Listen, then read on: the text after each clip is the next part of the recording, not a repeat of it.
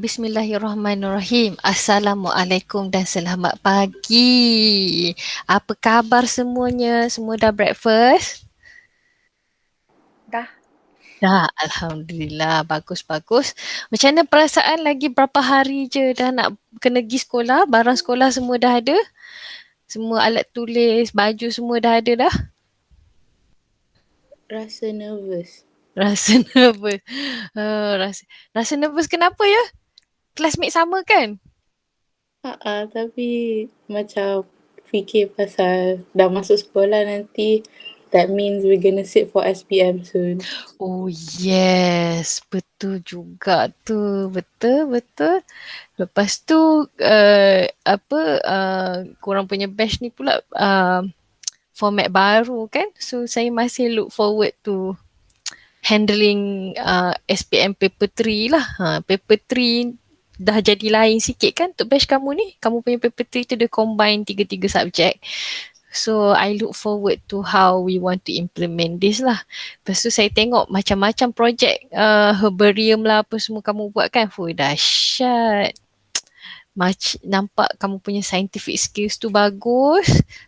Saya memang nak harapan tinggi jugalah untuk korang score untuk paper 3 ni sebab kerja-kerja PBD korang pun sangat bagus. Okay, apa ya saya nak sebut tadi? Itulah saya pun baru perasan you have ada berapa? 5-6 months? 6 months? Ada 6 months? Ada 6 months SPM ya? Betul juga tu.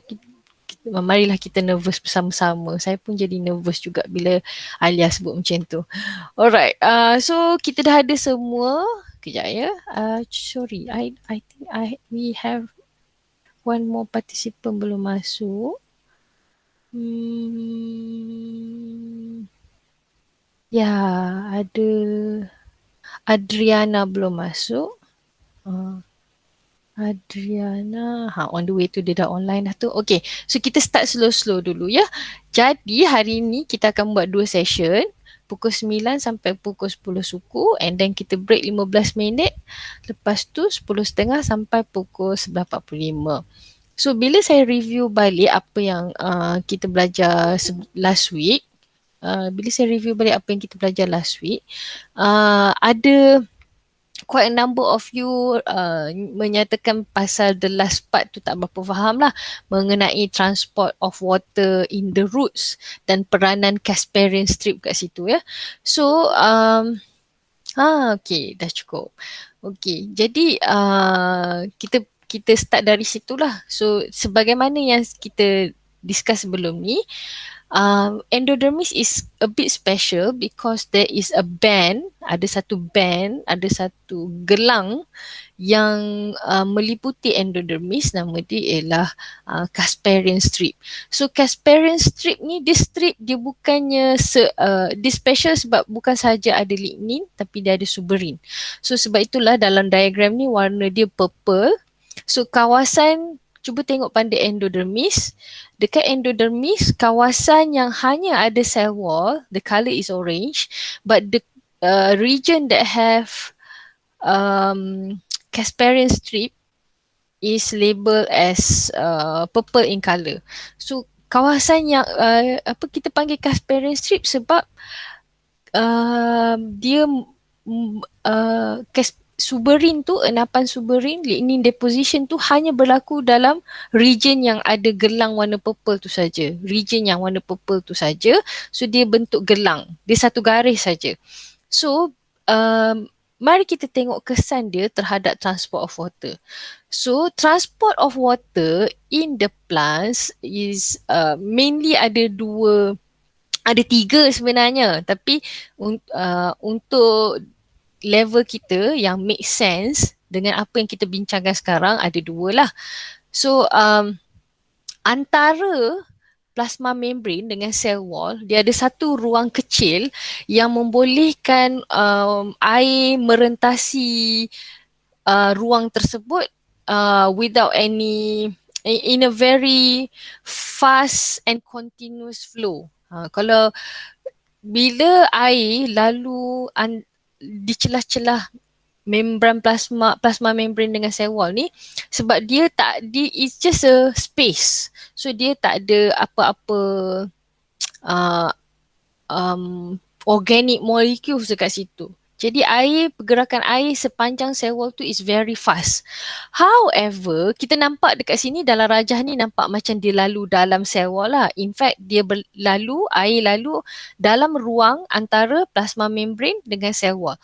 So when we see this diagram, we can see that the flow is quite smooth daripada sel wall, pergi ke sel wall satu lagi, pergi ke sel wall satu lagi.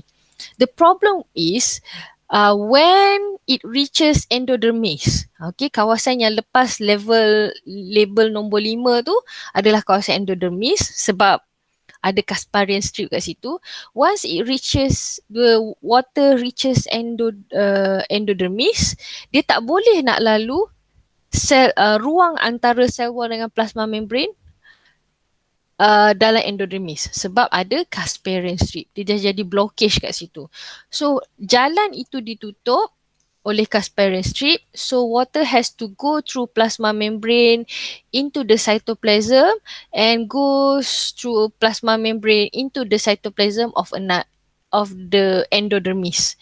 So memula kalau kamu tengok line arrow warna merah tu, cell wall, lepas tu masuk plasma membrane, keluar plasma membrane, masuk plasma membrane balik.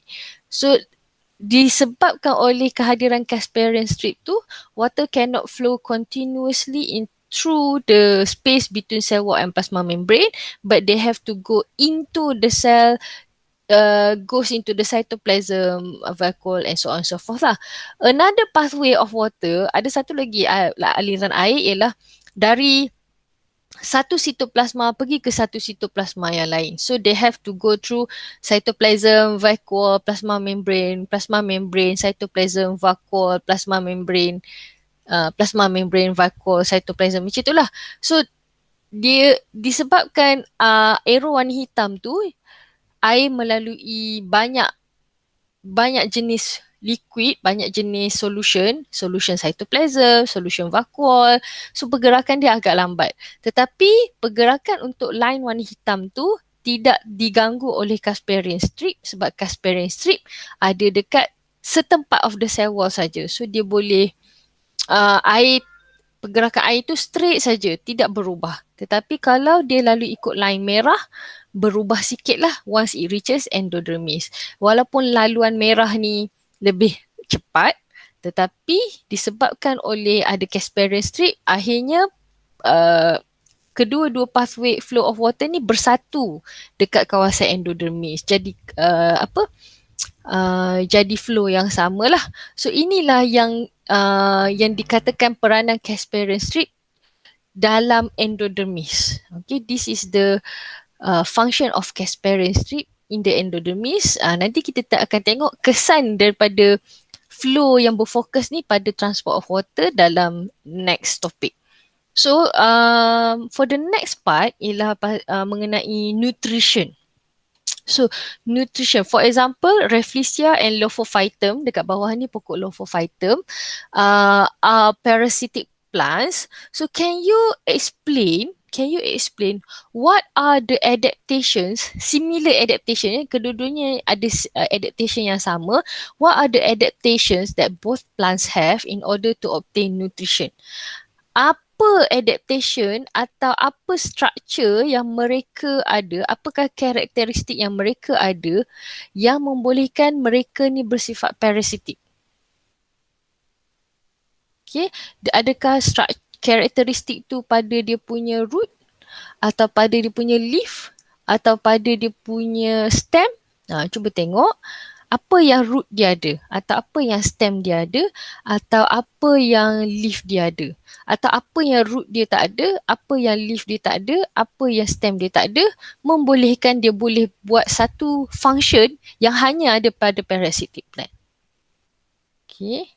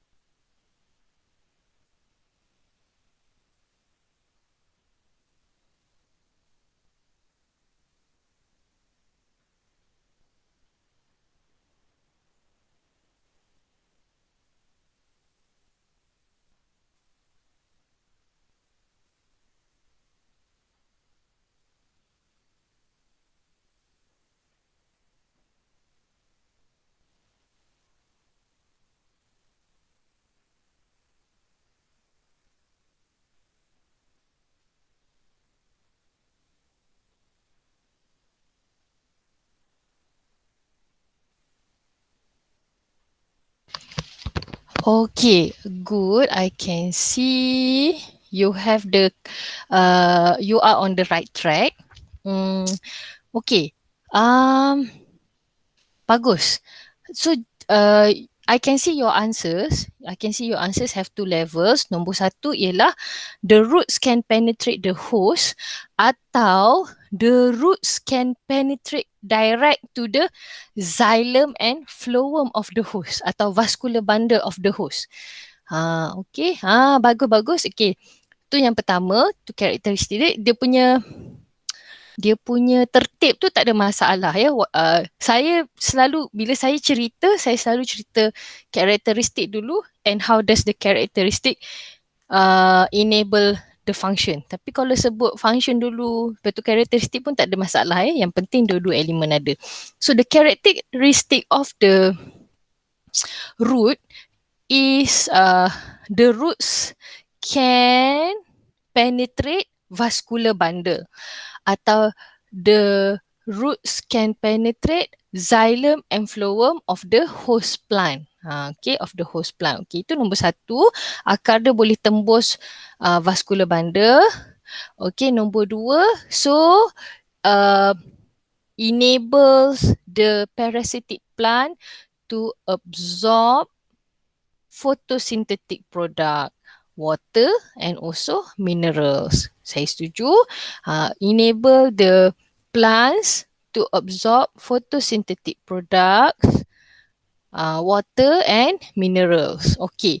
Level yang ketiga, walaupun jawapan dia 2 markah, kita juga boleh menyebut kata this will cause sebab ni soalan explain kan, so kita boleh bagi tahu result, karakteristik, proses, karakteristik, function, lepas tu kesan dia kan, result dia kan.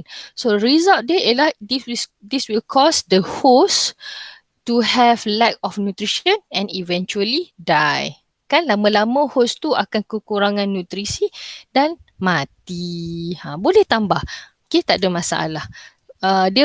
Kita akan tulis kat sini biasanya point dia akan lebih daripada 2 lah, 3 ke 4 points.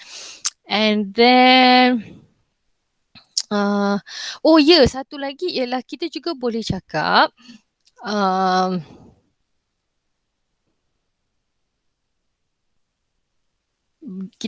cakap both parasitic plants is not green in color atau they lack chloroplast or they lack chlorophyll.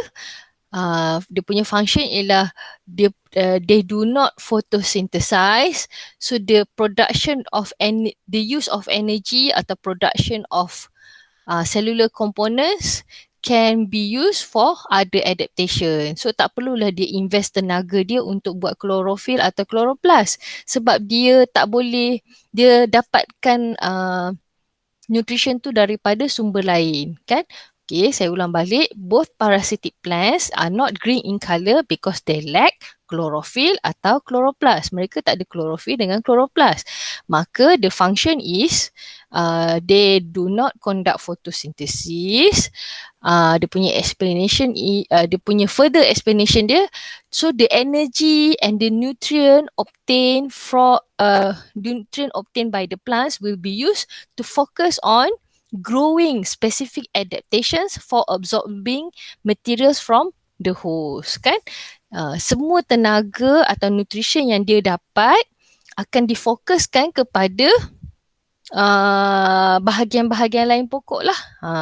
Untuk tak perlulah dia fokuskan masa, tenaga, nutrien dia untuk buat chloroplast. Sebab dia dah dapat pun nutrition dari sumber lain kan. Okay, very good. Malnourished and die. Okay, satu penutup yang baik. Okay, saya tunggu ada 2 orang lagi yang sedang menulis. Kemudian nanti kita pergi ke epiphytic plants pula. Okay, so I agree with you. Most of the time parasitic plants tu yang sifat dia ialah dia tak ada cara untuk buat makanan sendiri. Atau kalau itu parasitic plant, kalau parasitic animals, dia tak ada cara untuk digest makanan sendiri. So they don't have digestive enzyme, therefore they become parasites to obtain nutrition that is already broken down. Sebab itulah macam kutu dia makan darah. Sebab dalam darah tu sudah ada glukos. Dia tak boleh nak digest karbohidrat. So dia terus isap darah untuk dapatkan glukos, for example. So for parasitic plants, they don't have the ability to photosynthesize. So they require photosynthetic products directly from the vascular bundle of the host plants. Alright, very good. Good conclusion everyone. Okay, mari kita tengok dekat sini. So dalam gambar ni ada satu statement mengenai epiphytic plants. So epiphytic plants grow well in high humidity levels.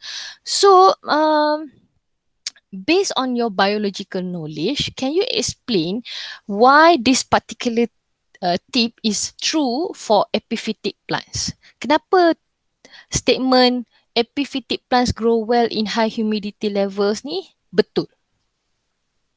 Kenapa statement ni betul? Apakah ini adalah cara lain untuk kita bertanya apakah adaptation pada epiphytic plants tu? Sama je, dia masih lagi konteks yang sama, adaptation, tapi dia bagi konteks yang lain.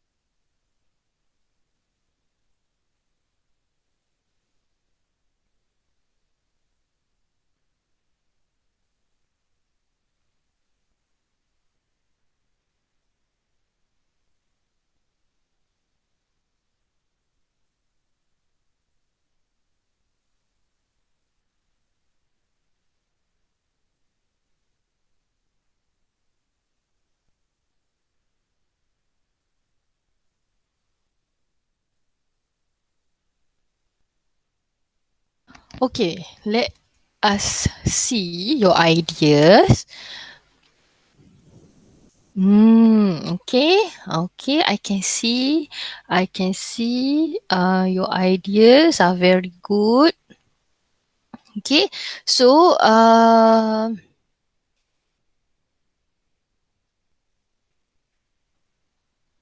basically dia punya apa knowledge dekat sini, kefahaman dekat sini ialah pokok epiphyt is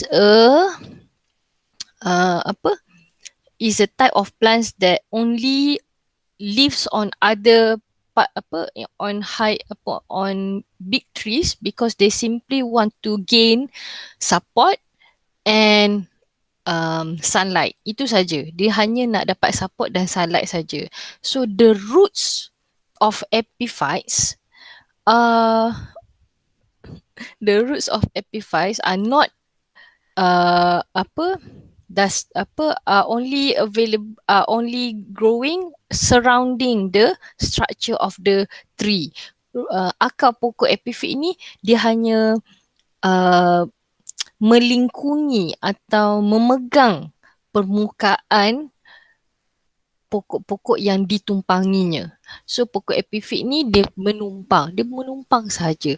So why they live on top of trees? Because they want to gain support and sunlight, and since they are on top of trees, they will have trouble to gain um, sources of water lah, because they are far away from the soil. So to mitigate this problem, what epiphyte has are the roots of epiphyte have the ability to absorb moisture and nutrients from the environment.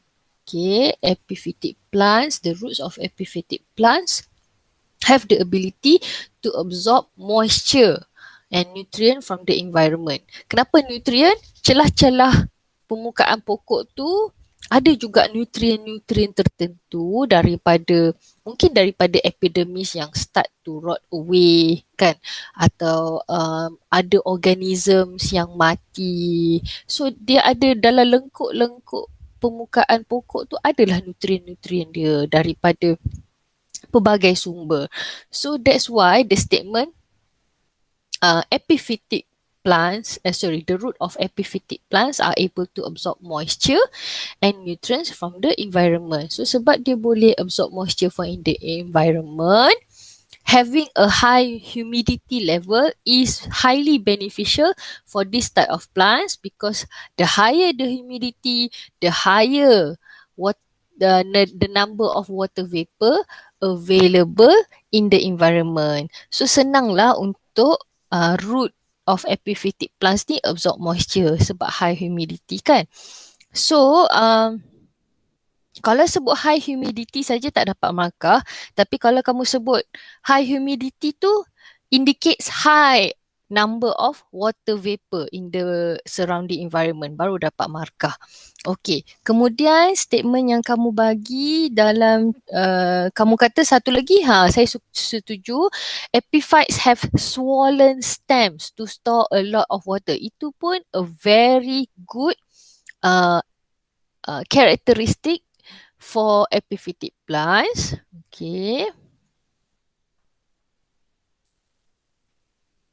Okay, so swollen root pula, swollen stem ya, sorry. So the roots can absorb moisture and the stems are swollen to store a lot of water. So high humidity tu highly beneficial sebab contains high concentration of water vapor. So a lot of water available for absorption for the roots of epiphytic plants. Okay. Betul, saya setuju. Saya setuju mengenai fungsi stem, swollen stem tu very good. Okey, kemudian sekejap ya. So kena tambah ya, the roots have the ability to absorb moisture. Bukan absorb water ya, absorb moisture. Dia lain sikit kan. Kalau root biasa kita sebut water. Tapi epiphytic plants can absorb moisture. Okay. So kalau kita nak cakap directly related to the statement epiphytic plants grow well in high humidity levels. So dia punya turutan dia, ini idea saya lah. Tapi kalau kamu ada statement yang sama tapi apa nak kata, tapi sequence dia tak sama dengan saya, tak ada masalah ya. Tak semestinya salah. Yang penting nampak dia punya cause and effect tu. Dia punya cause dia ialah epiphytic plants are able to absorb moisture and nutrients from the environment. Dia punya effect dia, so when there is high humidity level in the environment, it shows that the environment has high concentration of water vapor available for the absorption of roots of epiphytic plants. Okay, dia punya cause and itu direct cause and effect dia lah. Adaptation yang kedua yang saya bersetuju, yang kamu sarankan dekat sini dan saya juga bersetuju, at the same time, epiphytic plants atau epiphyte have swollen stems that enables them to store large amounts of moisture at a time. Saya setuju. Swollen stem to store a lot of moisture atau swollen stem to store a lot of water. Okay. Dan itu kalau directly berkaitan dengan statement ni lah. Kalau kamu nak sebut cerita lagi pasal absorption of nutrient through dust and debris apa semua tu, it is correct, but within the context of this question, dia mungkin kita tak ambil kira lah, sebabnya dia tanya pasal humidity kan. Dia punya konteks tu ialah macam mana high humidity tu membantu epiphytic plants. Okay, tapi yang kita boleh sebut ialah satu lagi kita boleh sebut ialah pasal fotosintesis. Okay, macam mana kita nak sebut, saya cerita dari awal balik. The roots of epiphytes can absorb moisture and nutrient from the environment. Statement 1. Statement 2, so when there is high humidity, there are high concentration of water vapor available for absorption of the roots. Number 2. Number 3, at the same time, the stem of epiphytes are swollen to store a lot of water.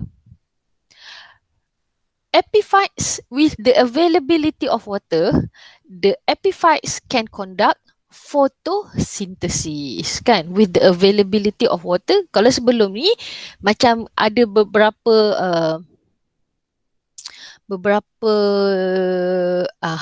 macam jawapan siapa ya ni? Jawapan siapa ni? Kejap ya. Macam why I star this one, kejap. Macam statement daripada Azra ni. Azra kata sebab epiphytes epiphytes exist in taller hosts, so they have trouble to gain water sources from the soil. So kalau tak ada water, tak ada photosynthesis. Sekarang ni epiphyte sudah ada cara untuk dapatkan air daripada moisture dalam environment dia. So sekarang ni they have no trouble to conduct photosynthesis. Okay, very good everyone. You are in a correct good direction. Very good. Okay. So tiga statement, tiga slide yang kamu buat sebelum ni pasal parasitic plants, slide sekarang pasal epiphytes, and another one is about carnivorous plants. I'm trying to show you a few ways for the examiners to ask questions regarding characteristics or adaptations and functions of different types of plants atau different species of plants, different types of nutrition. Dia basically nak tanya karakteristik atau adaptation and function saja, tapi dia tanya sama ada dia boleh berikan dalam konteks ini cara kalau macam dekat slide ni cara untuk dapatkan photosynthetic product. Kalau macam ni cara untuk dapatkan water. Okey, kalau soalan macam ni pula untuk carnivorous plant, carnivorous plant ni very direct. Dia tanya mechanism. Kalau yang ni dia tanya adaptation and function. Yang ni pun adaptation and function. Sekarang ni dia tanya mechanism. Explain how this plant obtain its nutrition. Terangkan bagaimana pokok ini mendapatkan nutrisi. Sebelum any animals come to the Venus flytrap, what are the things secreted by the Venus flytrap that entice the any insects or any organisms to come to the surface of the carnivorous plant?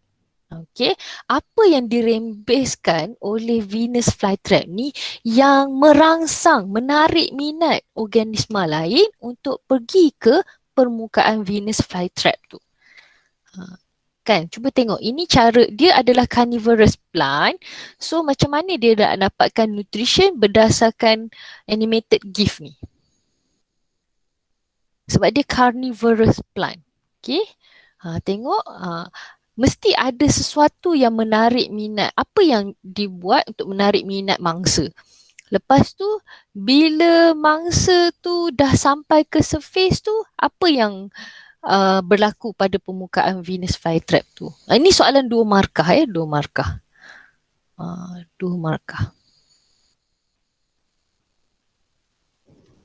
Okay, very good. Venus flytrap secret nectar. Okay, itu point 1.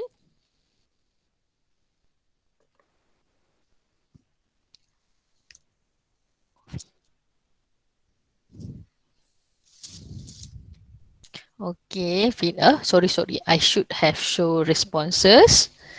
Okay, itu step number 1.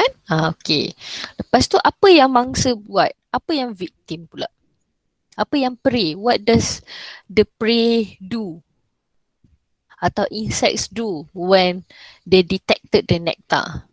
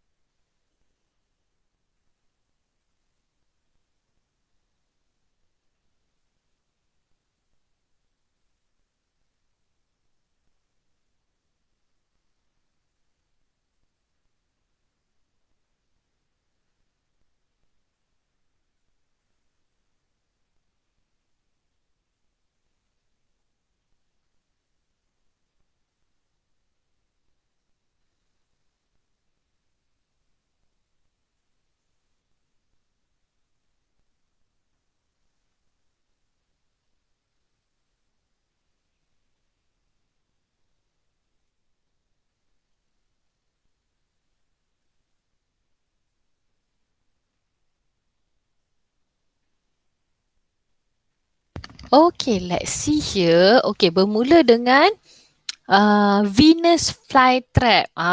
Okay, ada yang sebut carnivorous plant, tapi dalam gambar ni dia sebut Venus flytrap kan. Jadi sebut Venus flytrap tu adalah lebih tepat lah. So Venus flytrap secret nectar. Okay, terus dia terus 2 lobes of the lid which snap shut, trapping whatever it is inside. Oh, very good. Okay, so sebelum daun tu tutup, okay, sebelum daun tu tutup, ada lagi step yang kita boleh letak kat situ. Misalnya idea daripada Adriana ni, dia kata insect detects atau smell the sweet nectar and immediately land on the surface of the Venus flytrap leaves, atau Venus flytrap lobe. Dia lobe kan sebenarnya, tapi leaf tu saya terima lagi lah. So Venus flytrap secrete nectar, and then the nectar attracts insects ke atau small organisms ke, kan? Okay, that's number 2.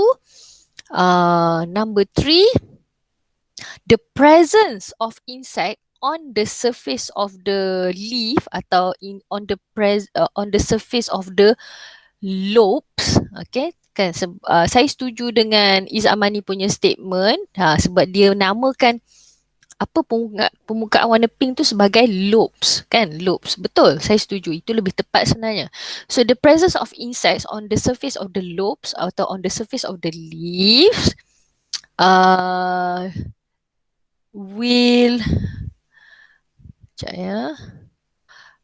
will be detected, will stimulate the leaf to close immediately. Okay, the presence of insect on the surface of the leaves atau on the surface of the lobes stimulate the leaf to close immediately. Okay, stimulate the leaf to close immediately.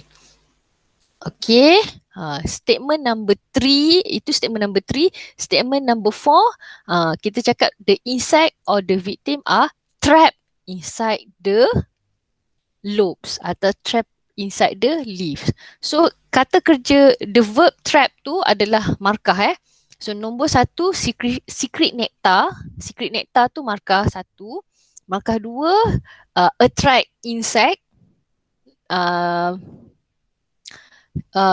Verb number 3 yang kita cari ialah stimulate immediate closing of the leaf. Stimulate immediate closing of the leaf. Yang keempat, trapping the insect. Trapping the insect inside the leaf. Okay, statement number 4. Okay, statement number 5, bila dah trap, the Venus flytrap secrete digestive enzyme to digest. Secret digestive enzyme itu dah dapat 1, atau will start digesting the prey atau start digesting the insect. Number 5, statement number 6, providing nitrogen to the Venus flytrap. Okay. Okay, saya ulang daripada awal. Saya rasa ada 6 ke 7 poin kat sini. Sekejap ya. Okay, number 1, Venus flytrap secrete nectar. Number 2, attract insects to the surface of the Venus flytrap leaf atau Venus flytrap lobes. Okay, number 3, the presence of insects stimulate the leaves to immediately close. Statement number 4, the insect is trapped inside the leaves, between the two leaves. The insect trapped between the two leaves. Step number 5, Venus flytrap start to digest the insect atau Venus flytrap start to secrete digestive enzyme atau digestive juice, mana-mana satu. Number 6, the digested insect is a source of nitrogen for Venus flytrap. Number 7, is living in a high altitude causes Venus flytrap to find another source of nitrogen. Sebab living in a high altitude, kawasan yang high altitude, kurang organism, kurang saya lupa masa kita form 4 kita belajar nitrogen cycle tak? Bila berada di altitude yang tinggi, organism kurang, jadi kurang organisma yang diuraikan, organisma mati yang diuraikan jadi nitrogen. Therefore, kuranglah sumber nitrogen pada altitude yang tinggi. So, stating that Venus flytrap lives in a high altitude which lack the source of nitrogen should be point number 7 if you want to put it lah. So soalan yang sama kita boleh tanya untuk dapat 2 markah, 3 markah atau 5 markah, 2, 3, 5. Okay, sebab statement dia point dia ada 7. Okay, let's see. Very good.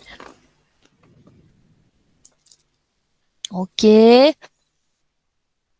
Alright, let's see here. Okay, nampak ya? I hope from the 3 slides that we have done here, you can see the difference between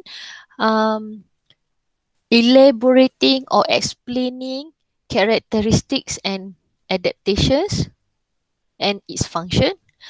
And then the way to answer the mechanism or process. So kalau kita explain adaptation dengan function, asalkan saya nampak dia ada cause and effect tu, tak ada masalah. Tetapi bila mekanisme macam ni, tertib satu persatu langkah tu memang kena betul. Kalau tertib dia tak betul, memang tak dapat markah. Itu beza dia. Mekanisme dia ada tertib dia. Tapi kalau adaptation, as long as I can see the cause and effect, kamu boleh sebut function dulu baru sebut adaptation atau sebut adaptation dulu baru function. Okay. So, up until now,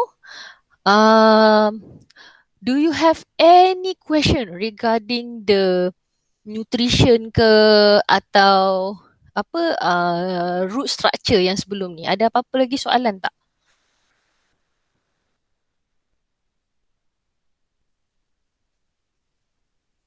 Faham kot.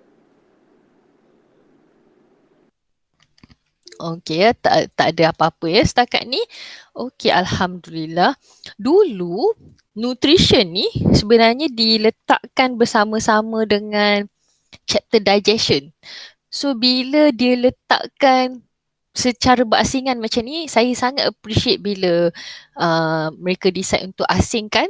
So macam barulah saya nampak student kali ni, kamu punya batch ni saya nampak memang appreciate dan mendalami topik-topik berkaitan tumbuhan. Sebelum ni nutrition tu akan campur nutrition manusia, nutrition animals, nutrition in plants. So bila sampai plants tu semangat dah kurang. So bila letak dekat form 5 ni dia jadi macam wow, saya nampak kamu punya semangat lain daripada batch-batch lain bila belajar pasal plants, which is very good. Okay, Alia, saya tunggu. Alia nak cakap apa-apa ke? Okay ke? Alia okay ya? Okey je cikgu. Okay, sebab tengok tu deleted response tu takut ada soalan. Okay, now we have sama juga macam kita belajar sebelum-sebelum ni. Kamu nampak tak pattern dia? The first, memula topik dia ialah understanding the anatomy. Apakah karakteristik for that specific structure? Sebelum ni kita belajar pasal karakteristik of roots. Kemudian lepas ni kita akan belajar karakteristik of xylem and phloem. Lepas tu in the last session kita akan belajar proses yang berlaku dalam root, dalam xylem, dalam phloem. Okay, so itulah dia punya tertib. Belajar anatomi dulu baru belajar fisiologi. So transport implants ni kita belajar dia proses dia kompleks, sedikit kompleks sebab masalah dia untuk pokok-pokok yang ketinggian lebih dari 1 meter, they have even pokok yang renek pun they have a total surface area per volume ratio that is very small. Total surface area per volume ratio very small. Macam kita jugalah kalau compare to amoeba dulu kan. So we have a small total surface area per volume ratio sama macam plants sebab both of us are multicellular organism. That's why, same as us, plants require specific system, specific tissues to address the issue of absorbing atau uh, acquiring basic needs from the surroundings such as water and nutrients. So, based on this picture, I'm showing you trachea and Xylem Vessel. Based on this diagram, can you find the at least one similarity and two differences between trachea and vessel? Boleh tak berdasarkan pada rajah ni, kamu identify at least satu persamaan dan dua perbezaan antara trachea dengan xylem vessel. Berdasarkan gambar saja. Okay, berdasarkan gambar boleh nampak tak apa beza dia? Perhatikan dekat situ, bila dia label trachea tu kan, nampak satu trachea tu, dia punya bracket tu panjang mana. And then satu xylem vessel tu, dia punya bracket panjang mana. Beza kan? Cuba tengok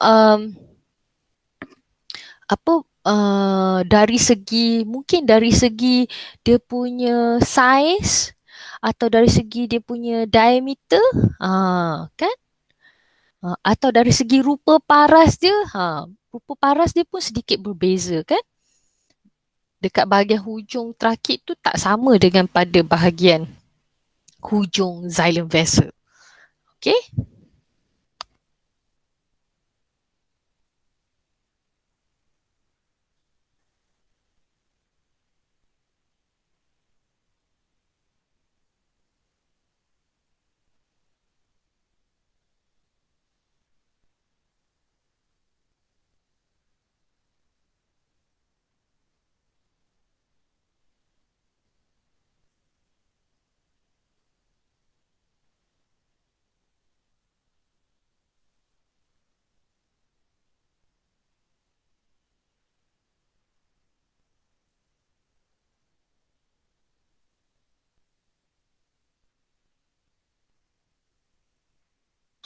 Sambil-sambil kamu tulis ni kan, saya baru terbaca good news malam. Apparently untuk Pfizer vaksin, untuk teenage dia tak ada disahkan lah, it is validated that it is safe for young teenagers such as you to obtain the vaccine. Diorang dah berjaya adjust dose yang sesuai untuk teenagers like you. Sebab sebelum ni masa trial, yang orang dewasa yang saiz badan dia lebih kurang saiz remaja, bila dia ambil vaksin tu dia ada jantung dia ada isu sikit lah, ada heart palpitation sikit, tapi mereka berjaya menghasilkan dos yang sesuai untuk teenagers. So hopefully by the end of this year adalah perancangan untuk teenagers like you to get vaccine as well kan. Sebab nanti kamu habis SPM ni mesti nak ke mana-mana kan, nak pergi sambung belajar lah dan sebagainya kan. Manalah tahu nak sambung pergi USM ke atau nak pergi overseas ke kan, nak buat A-level ke overseas. So that is a very good news kan. Hopefully before right after your SPM you already have plans to get the vaccine shots. Vaksin COVID punya shot. Something to look forward to lah. Itulah. Hopefully. Sebab kamu ni macam kumpulan yang akan pergi belajar jauh ni, saya rasa. Macam tak belajar dekat-dekat je kamu 7 orang ni. 7 orang, 8 orang ni. Macam bukan kumpulan yang belajar dekat-dekat lah. Macam belajar jauh je kamu ni. Okay. So, let's see here. Allahu Akbar. Okay, let's see. Oh, dah nak siap dah. Okay, let's see. What have you written here? Saya setuju. Both has lignin thickening. Okay, good. And then saya setuju juga trachea memang ada smaller diameter kan? Saya setuju. Okay, trachea has smaller diameter compared to xylem. And itu in terms of diameter. Longer, shorter. Very good. Okay, saya setuju Azra. Memang trachea is longer than xylem vessel. Betul juga tu Alia. Both cells are involved in transportation of water. Okay, okay. Okay. Lignin thickening sudah ada. Okay, longer, shorter. Diameter sudah. Okay. Ada lagi tak perbezaan yang lain? So anak-anak, okay, I don't blame you for this sebab sepatutnya saya nyatakan secara bertulis ya. So bila kita nak jawab differences, nanti kan kamu kena tengok soalan betul-betul ya. Kalau soalan kata based on the diagram, state three differences atau based on the diagram compare structure A and structure B for example. So bila kata based on diagram, kalau lah kata soalan ni based on diagram kan. So comparison atau similarities in terms of function tidak diterima lah sebab that is not based on diagram. Tapi kalau dia kata nyatakan, hanya bandingkan xylem vessel dengan trachea, dia tak kata based on the diagram. Dalam diagram tu tak ada pun cerita pasal function, tapi kamu compare function. Kalau soalan tu tidak menyatakan based on diagram, dia kata compare saja xylem vessel dengan trachea, tak ada masalah untuk kamu tulis both have lignin thickening dengan both transport water, tak ada masalah. Tapi kalaulah dia kata based on diagram, so kalau based on diagram, dalam konteks sekarang ni based on diagram, comparison tu mestilah dalam konteks kita bandingkan struktur sahaja. Kita bandingkan apa yang kita nampak sahaja. So kamu punya perbandingan pasal diameter betul, kamu punya perbandingan berkaitan dengan siapa panjang siapa pendek pun betul. Okay? Tapi saya faham, ini salah saya juga sebab saya tak bagi dalam bentuk bertulis. Jadi apa-apa comparison pasal xylem vessel dengan trachea saya terima, tak ada masalah ya. So kalau kamu tulis both transport water, saya terima sebab soalan pada slide ni memang tak cakap based on the diagram, so tak ada masalah ya.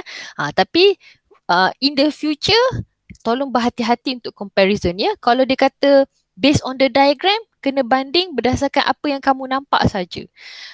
Okay? Okay, ya. Sebab ada setengah soalan dia akan cakap macam ni. Diagram 1 shows two different structures that transport water, structure A and structure B. Compare structure A and structure B. Compare structure A and structure B. So dia tak cakap based on diagram. Dia suruh compare saja structure tu. So kalau dia suruh compare, most of the time apa-apa comparison, apa-apa differences pun diterima. Contoh, dia bagi gambar DNA dengan RNA. So the diagram shows molecule M and molecule N. Okay, atau molecule P versus molecule Q. Ada DNA dengan RNA. How do you compare molecule M and molecule N? So kalau dia kata how do you compare atau make comparisons between M dengan N, semua comparison pun boleh. Tak semestinya structure. Okay, fungsi DNA versus fungsi RNA, jenis-jenis RNA versus jenis-jenis DNA, semua pun boleh. Okay, let's see here. Ada tak, cukup tak 3 differences? Okay, kita cakap pasal diameter, kita cakap pasal siapa panjang siapa pendek. Okay, so sebab kita buka differences ni kepada apa-apa differences, okay, bila cakap pasal diameter tadi, kalau kita tahu trachea diameter dia lagi kecil daripada xylem vessel, boleh tak kita compare dari segi siapa yang akan transport lebih banyak air?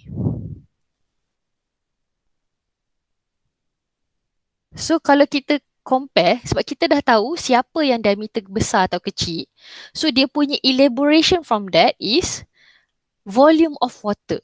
Siapa yang akan transport volume bigger volume of water? Trachea ke vessel. Itu comparison yang ketiga kita boleh letak. Okay.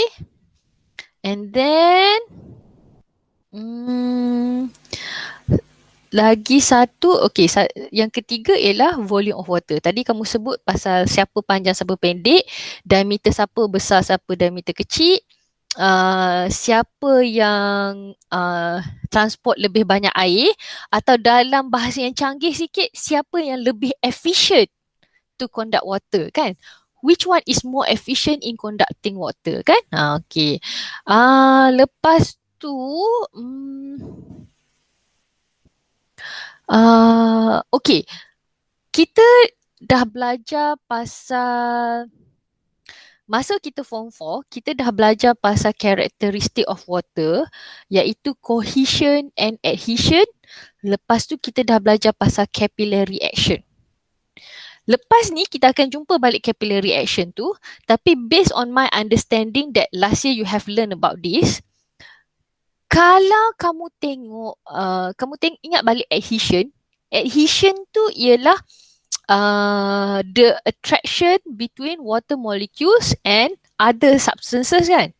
So, kalau kita nak banding trakit dengan xylem, molekul air akan mengalami adhesive force higher in the trakit ke higher in the xylem. When based on the diameter of trakit and diameter of xylem, if we want to compare adhesion force, adhesion of water and the wall of xylem, siapa dalam struktur mana yang ada higher adhesive force? Dalam trakit ke dalam xylem? Okay, ini comparison high level sikit lah. Tapi sebenarnya kita dah belajar last year pasal capillary action dengan adhesion. So, very good. Sudah ada orang yang memulakan perbandingan mengenai adhesion. Okay, so untuk adhesion, kita ingat balik ya, adhesion ialah kebolehan air to be attracted, the ability for water molecules to be attracted to other types of molecule. Kalau cohesion, water molecules attracted to water molecules. Adhesion, water molecules attracted to different type of molecule. So, if the container of water is narrower, the adhesive force will be higher. Bila laluan atau kontainer bekas air, bekas yang mengandungi air tu lebih sempit, maka adhesive force lagi tinggi. So trakit has smaller diameter, therefore it can provide more adhesive force when water flows into it. Kenapa? Sebab laluan tu sempit. Water pergi ke kanan, jumpa dinding trakit. Water pergi ke kiri, jumpa dinding trakit. Tetapi kiri kanan, jumpa dinding trakit. Kalau Xylem Vessel, bila water is on one side of Xylem Vessel, katalah water molecules tu dekat sebelah kanan dinding Xylem Vessel, sebelah water molecules tu tidak menyentuh dinding sebelah kiri Xylem Vessel sebab Xylem Vessel ni lebar.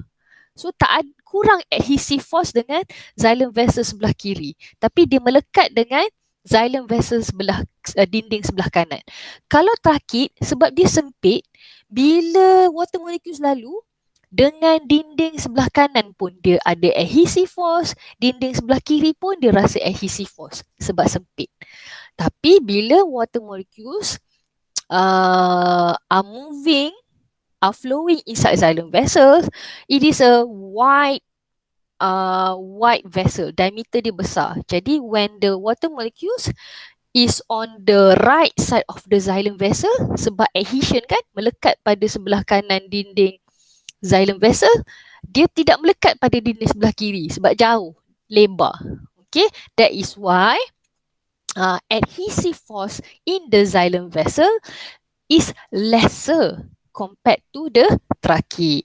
Okey, last kali. Last kali. Sorry. Ada satu lagi. Ada dua. So, bila kita sebut... Kejap yang ni boleh letak ke Oh, sebab kamu dah letak diameter. So, mungkin tak boleh letak ni. So, ada satu istilah yang kita boleh guna ialah istilah lumen atau lubang dalam Xylem Vessel atau trakit tu.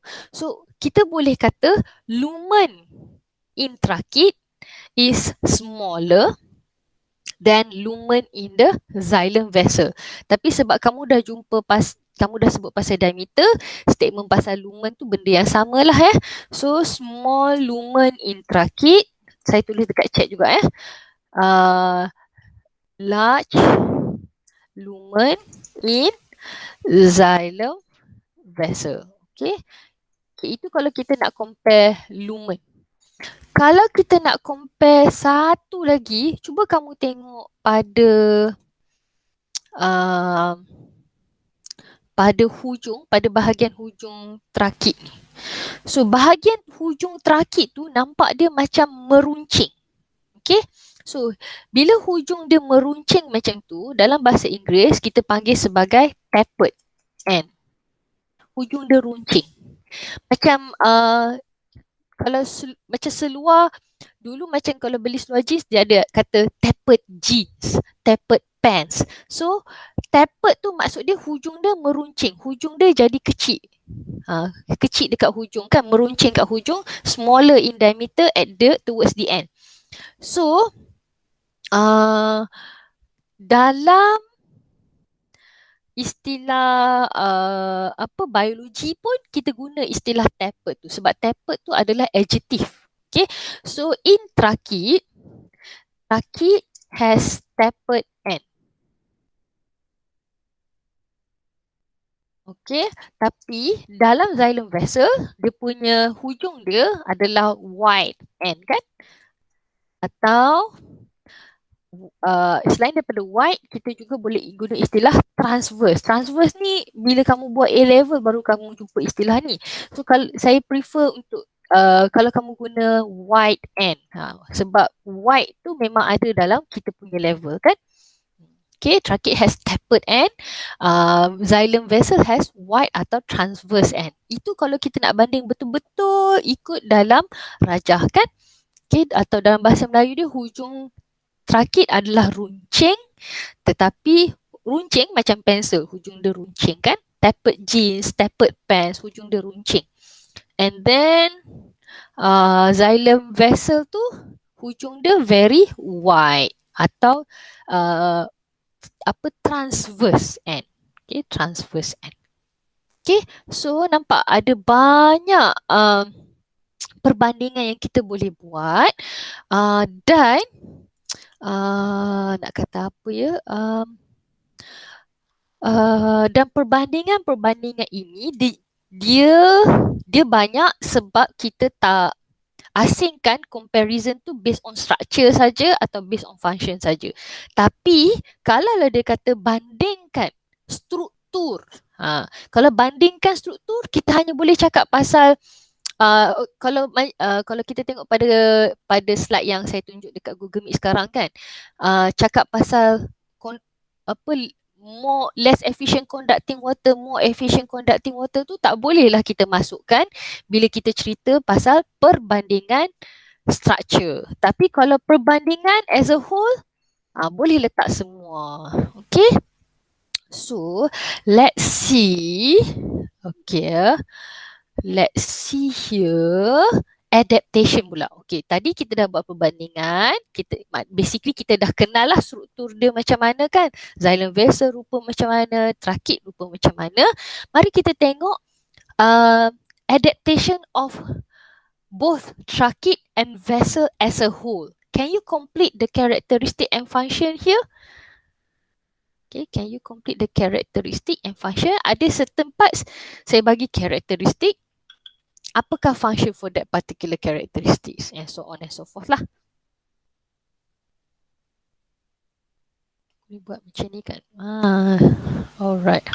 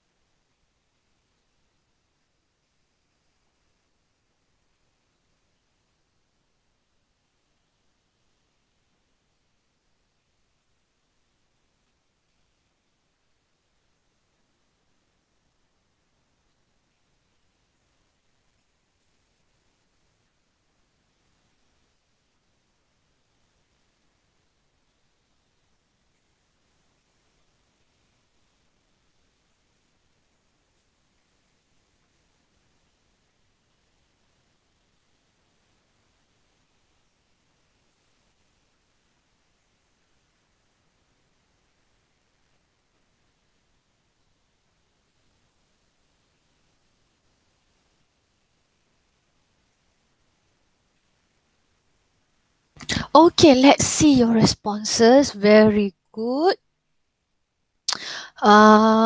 Yes, I agree with you. Since there are dead cells at maturity which do not have cytoplasm, okay, do not have cytoplasm. Memang dia punya do not have cytoplasm tu masih lagi karakteristik. So, kesan dia, fungsi dia adalah menghasilkan, start dengan huruf H, hollow tube, kan? Producing hollow tube to increase uptake of water. Okay, when the okay, tak ada siapa dapat ya yang ni. Tak apa, it's okay, it's okay. Itulah tujuan kita belajar. Very good. So kenapa, apakah fungsi uh, fungsi dead cells at maturity ni? So that it will form a hollow tube to increase uptake of water. Okay, yang lain tu betul, tak ada masalah. Arrange longitudinally, lepas tu uneven thickening of lignin, prevent the plants from snapping, betul. Sebelum prevent the plant from snapping, provide mechanical support, kan? Mechanical support yang related to the prevent the plant from snapping lah. Provide mechanical support. Satu lagi statement yang kamu boleh tambah kat situ, kan? Betul tu, prevent from snapping. Prevent from collapsing, yes. Atau ada satu lagi istilah, able to withstand tension, force atau changes in pressure in the xylem, kan? Withstand, saya tulis dekat chat dia, withstand tension atau changes in pressure. Okay, withstand salah eja pula. Withstand. Okay. Alright, so basically lignin tu basically untuk mechanical support lah. So istilah mechanical support, give strength, prevent collapsing, prevent snapping, prevent prevent the plants from being bent atau enable the plants to go upright. Okay, prevent plants from bending atau snapping adalah sama dengan enable plants to stand upright. Benda yang sama ya, saya tulis dekat chat. Okay, prevent plants from bending atau snapping adalah sama dengan membolehkan plants tu berdiri tegak. Okay, so okay, good. Now we have 1 minute more. So kita akan sambung dengan yang ini. Okay, sekarang dah 10 suku. Kita break dulu 15 minit. Okay, nanti kita akan sambung pukul 10.30. Boleh? Boleh cikgu. Alright, kalau nak pergi makan ke, nak pergi breakfast ke, boleh lah. Okay, kita jumpa balik pukul 10.30 ya.